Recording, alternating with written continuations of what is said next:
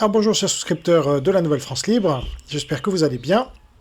Donc comme vous le savez, avec ces vidéos réservées aux souscripteurs, j'alterne l'actualité et les vidéos de fond. Et aujourd'hui, on va mélanger un peu les deux, puisqu'on va traiter à la fois de l'actualité avec le Bangladesh, puisqu'il y a un changement de régime en cours, des émeutes qui tournent vraiment au génocide, ou en tout cas au massacre large d'hindous par des musulmans.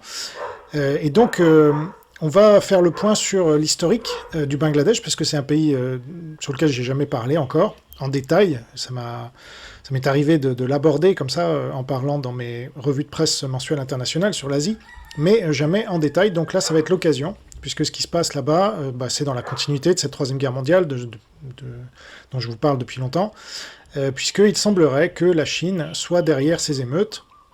Et vous voyez là donc la première ministre, l'ancienne première ministre du Bangladesh, qui a quitté le pouvoir peu de temps après avoir rencontré Xi Jinping, qui l'avait un peu limogé avant la fin de sa rencontre officielle à Pékin. Et donc on fait des liens assez rapides, d'autant que les services secrets pakistanais seraient impliqués, ainsi que des islamistes proches des Chinois et des Pakistanais.